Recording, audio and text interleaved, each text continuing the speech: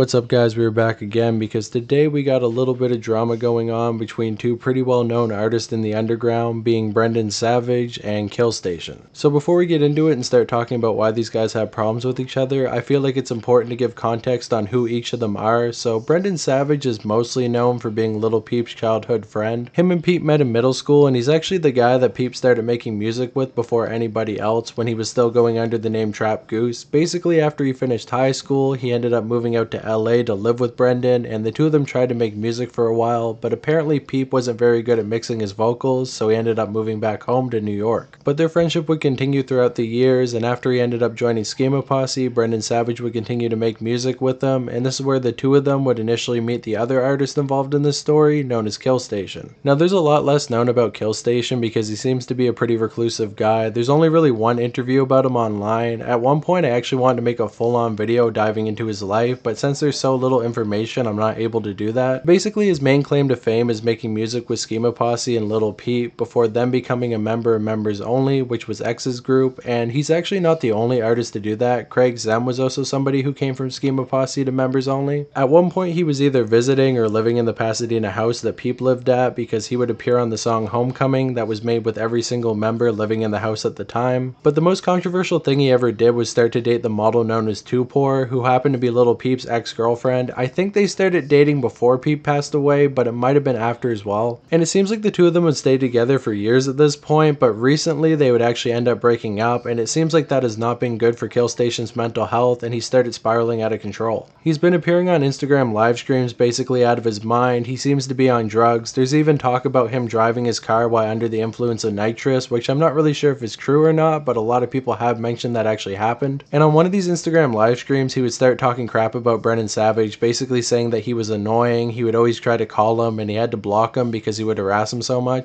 Anyways, Brennan Savage is a bitch. You know who that is? Yeah, bro, I listened to him. Yeah, he's a little bitch, bro. What'd he do? Tell your friends, Brennan Savage is a bitch. Yeah, I'm beefing with him right now. I blocked his number. He's annoying as shit. He calls me over and over like a stalker fan. He'll call me 10 times in a row when I tell him, bro, I'm going on Instagram live. Leave me alone. And he keeps calling me, so I had to block him. He's an idiot. Maybe he is a fan.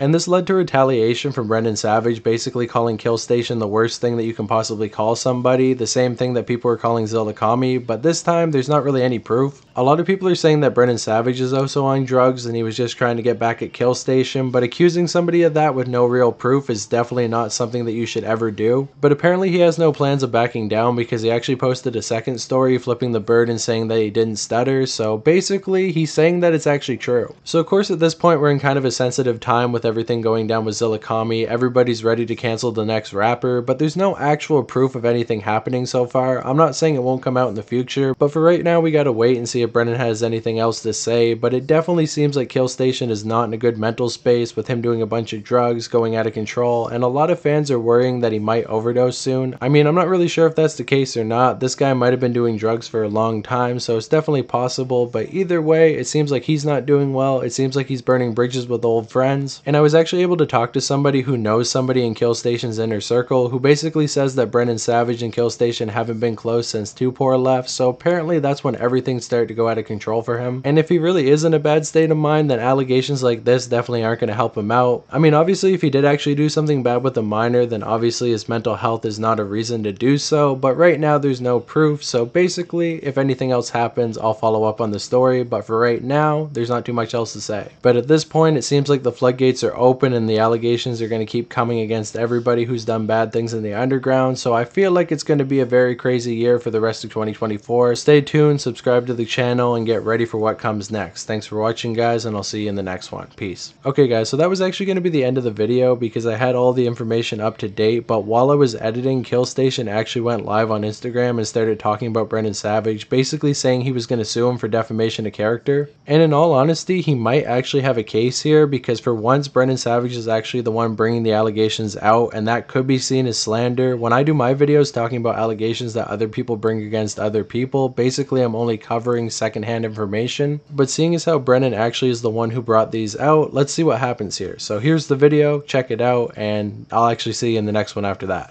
How to take him to court with the proper evidence of defamation and slander to the 10th degree.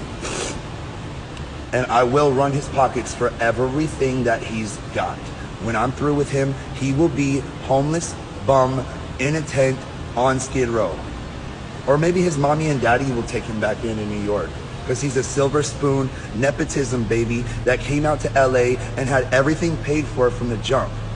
Had everything paid for from the jump, bruh. So, Brennan, if you're listening, and yes, I'm still pulling up on you later, and yes, I'm still running the fade, and yes, I'm still beating your ass. He said he got 100K on our fight. Brennan said he's gonna bet $100,000 on our fight. I wanna get it streamed on Netflix or Hulu or HBO or one of the, whatever, whoever.